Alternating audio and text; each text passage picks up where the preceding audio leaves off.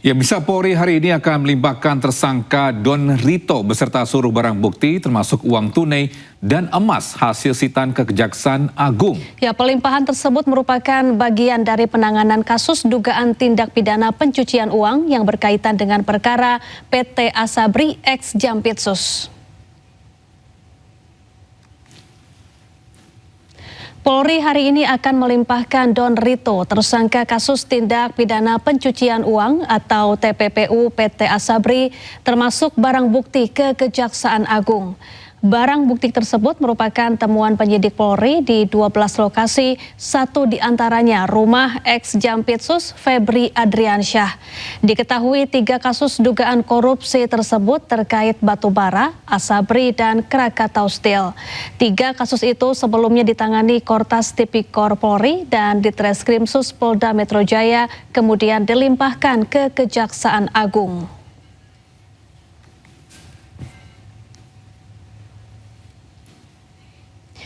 Ya, untuk mengetahui informasi terkini, kita sudah terhubung dengan rekan Selena Yahya di Polda Metro Jaya. Ya, Selena Yahya, silakan dengan informasinya.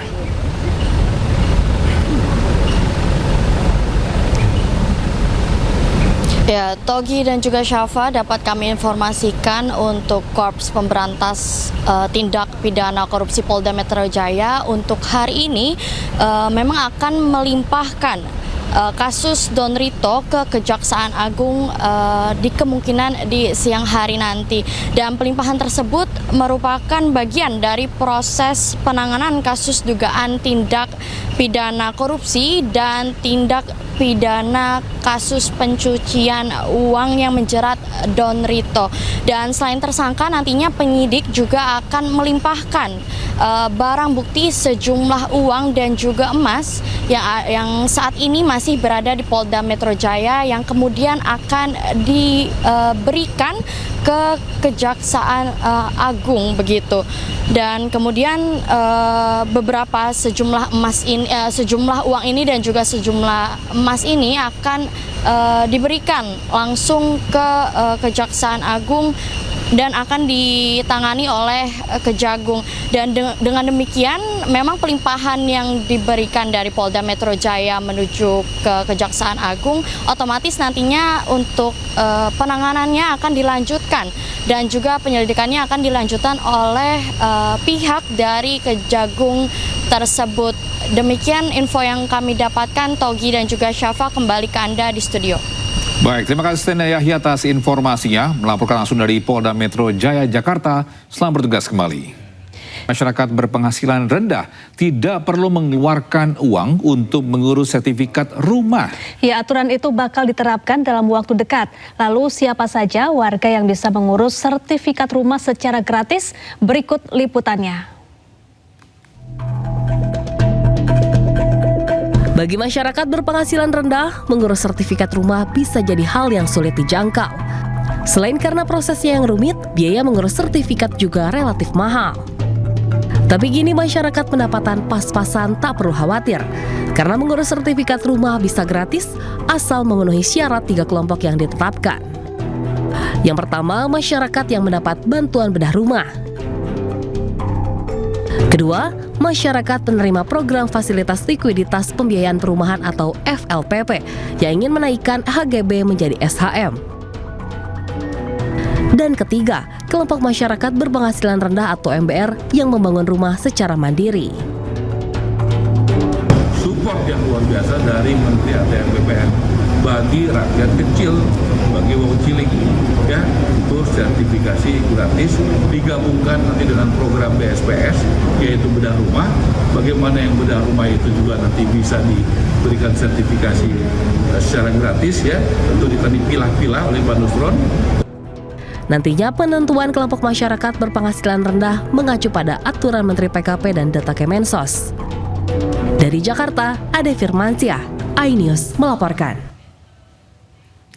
Kita beralih ke informasi lainnya, pemirsa. Kosongnya stok solar di hampir seluruh SPBU di Mandailing, Natal, Sumatera Utara membuat ratusan kendaraan harus mengantri panjang. Ya, kelangkaan solar ini sudah lebih dari 3 pekan.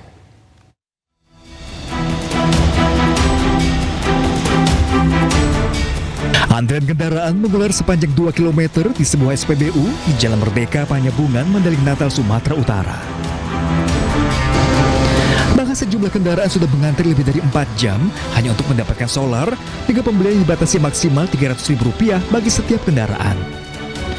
Kelangkaan solar di Mandailing Natal sudah terjadi lebih dari 3 pekan.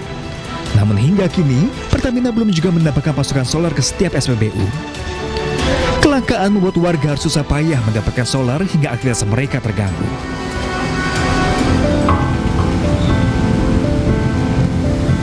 Antrian panjang kendaraan juga terjadi di SPBU Pasar 3, Marelan Raya, Medan saat banjir melanda kawasan tersebut. Kondisi ini tetap berlangsung meski kawasan tersebut masih terendam banjir. Meski harus berdiri dan melintasi genangan air, para pengendara memilih bertahan demi mendapatkan BBM subsidi Pertalite. Para pengendara berharap pasokan BBM tetap terjaga agar kebutuhan masyarakat dapat terpenuhi. Dari Medan, Sumatera Utara, Tim Liputan iNews melaporkan.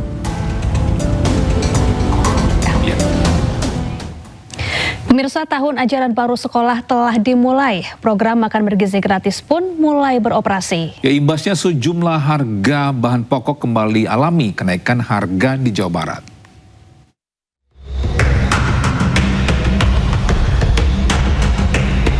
Harga sejumlah bahan pokok kembali naik, imbas program makan bergizi gratis atau MBG kembali beroperasi setelah libur sekolah. Di Pasar Atas Baru, Kota Cimahi, Jawa Barat, harga ayam potong kembali naik dari Rp25.000 menjadi Rp35.000 per kilogram. Sedangkan harga telur ayam dari Rp22.000 menjadi Rp26.000. Menurut pedagang, harga ayam jadi Rp35 sampai Rp36.000 per kilogram. Sedangkan waktu libur MBG, harganya turun di Rp25 sampai Rp26.000 per kilogram. Sempat turun berkisar Rp25.000 per kilogramnya, harga ayam potong kini kembali naik usai program MBG kembali berjalan. Daya beli masyarakat pun menjadi menurun.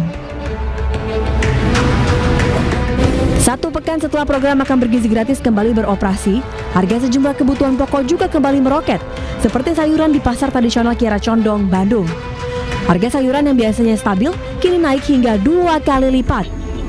Seperti tomat, wortel, dan timun yang sebelumnya dijual Rp10.000 per kilogram, kini menembus Rp20.000 per kilogramnya. Pedagang mengaku kenaikan harga ini sudah berlangsung hampir 1 pekan terakhir, tepatnya sejak anak sekolah mulai masuk dan program makan bergizi gratis kembali berjalan. Sayuran naik, kalau bumbu-bumbuan normal. Kayak bontek, wortel itu pada naik. Dari kapan Pak naiknya Pak? Semenjak masuk lagi sekolah. Waktu liburan mah normal, nggak naik. Belanja sayur. Belanja sayuran ya. Untuk harga-harganya gimana? Untuk harganya sekarang naik lagi ya. Kemarin udah ada turun, sekarang naik lagi. Untuk ayam, telur, semuanya pada naik. Harapannya teh seperti apa? Harapannya ingin turun lagi untuk ayam. Mudah-mudahan turun lagi harganya. Ya. Berarti memberatkan ya? Iya, memberatkan. Tingginya harga komoditas pangan di pasar tradisional ini diharapkan segera stabil agar tidak terus membebani masyarakat dan juga pedagang. Dari Bandung, Jawa Barat, Ervan David, iNews melaporkan. Ya, pemirsa, pasca beroperasinya program MBG, harga sejumlah bahan pokok di Pasar Kebayoran Lama, Jakarta juga merangkak naik.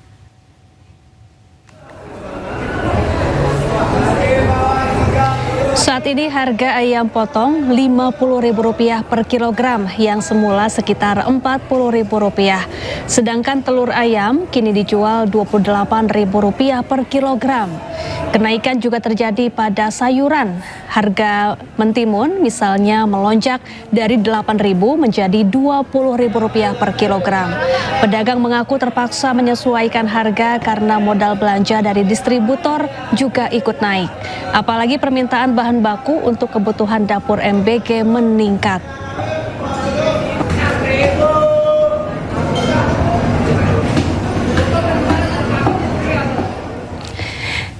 Ya, untuk mengetahui apa saja bahan pangan yang harganya naik, kita sudah terhubung dengan rekan Hadisti Arifah di Pasar Kebayoran Lama.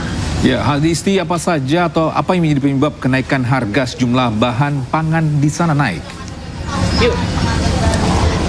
Iya, Toge, Safa dan juga pemirsa, betul sekali bahwa sejumlah komoditas pangan di Pasar Kebayoran Lama Jakarta Selatan ini juga merangkak naik imbas dari atau mulai berjalannya program makan bergizi gratis atau MBG seiring juga masuknya masa sekolah. Nah, seperti telur ayam ini yang menjadi salah satu bahan utama dalam program MBG ini juga mengalami kenaikan. Nah, kalau di Pasar Kebayoran Lama Jakarta Selatan, harga telur per hari ini mencapai Rp26 hingga Rp27.000 per kilogramnya. Kenaikan ini sudah terjadi selama 1 pekan, yang mana sepekan sebelumnya harga masih berkisar di Rp23 hingga Rp24.000 saja per kilogramnya. Nah, kemudian selain telur ayam, yang juga mengalami kenaikan secara signifikan adalah daging ayam. Daging ayam per hari ini di Pasar Kebayoran Lama Jakarta Selatan ini dibanderol mencapai Rp50.000 per kilogramnya dari harga sebelumnya Rp40.000. Artinya kenaikannya ini mencapai Rp10.000 per kilogramnya. Kemudian kenaikan juga menyasar pada sayur mayur seperti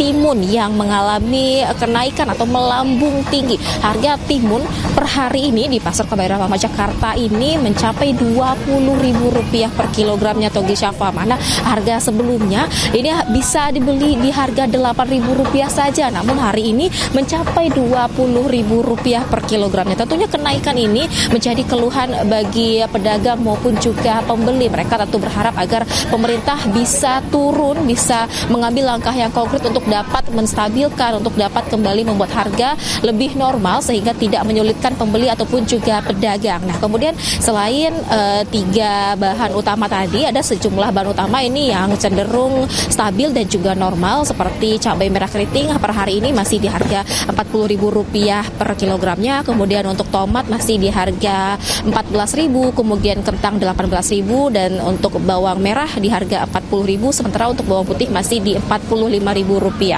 Togi, Syafa.